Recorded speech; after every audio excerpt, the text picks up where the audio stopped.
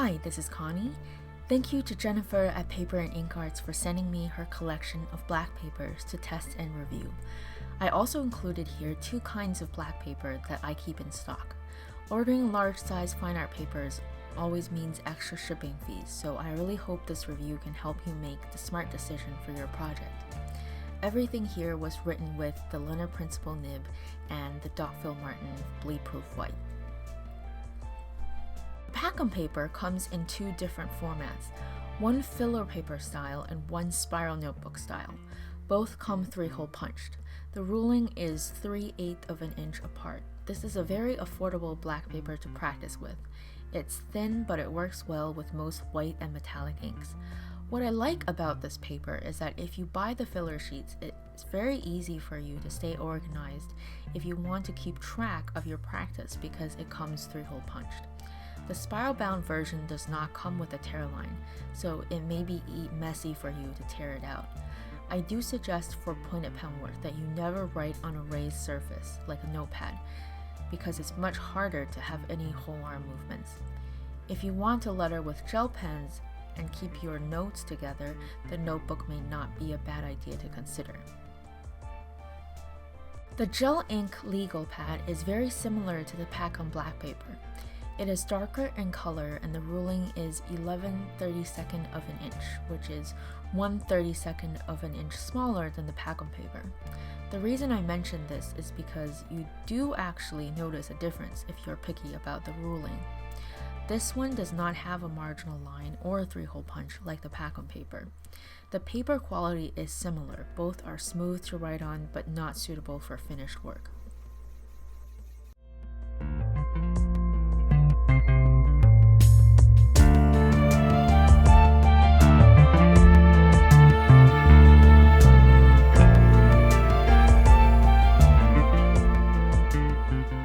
The Strathmore Artagain comes in 2 sides pads.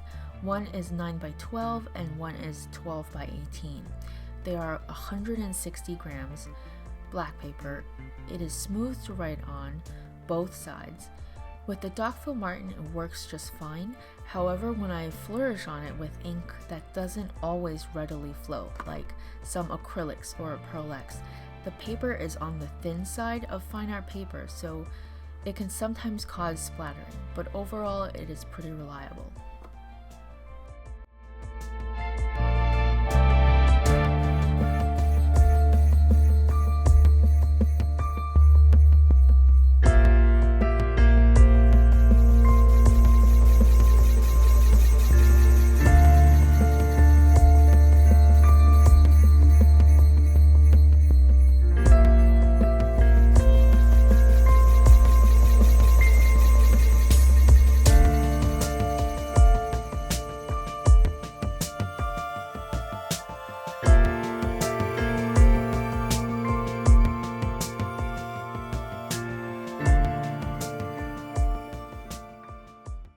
The German Ingress comes in 18x24. It is 90 grams with a beautiful decal edge finish. You can significantly see the difference in weight and feel compared to the Artagain. It has a little more tooth on one side than the other, so it can cause a little snag because it isn't as smooth.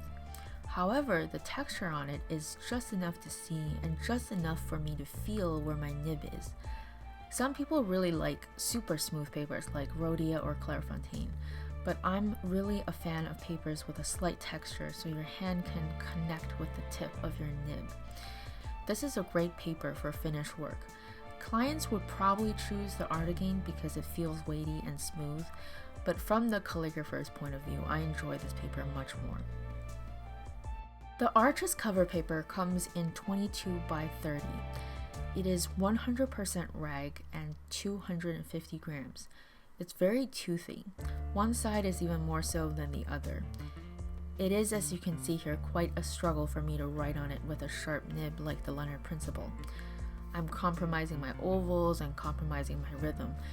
It's much easier to work with if you use a G-nib, but I'm not a huge fan of G-nibs. This paper, like any Arches paper, feels like quality. On the hand, it's like cold press Arches watercolor paper. It does come with in deckled edges as well and looks magnificent with finished work. I think it may be more suitable for brush or broad pen.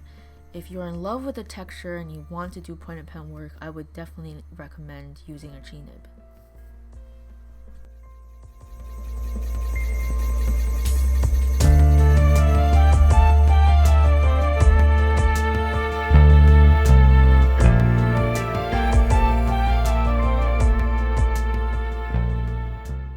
The last one is the Stonehenge paper. It is 90 pounds or 250 grams, and it comes in 22 by 30 inches, like the Arches cover. The sheets come with decal edges, and the surface is smooth and resembles vellum. It gives you a really nice contrast between your hairline and swell, and it's lovely to work with. I think the best way to describe this paper is black bristle. I hope this review was helpful for you. All links to the products are in the description below. Like and subscribe for more reviews, and let me know what other products you would like to see in the comments. Thank you so much for watching, and I'll see you guys next time.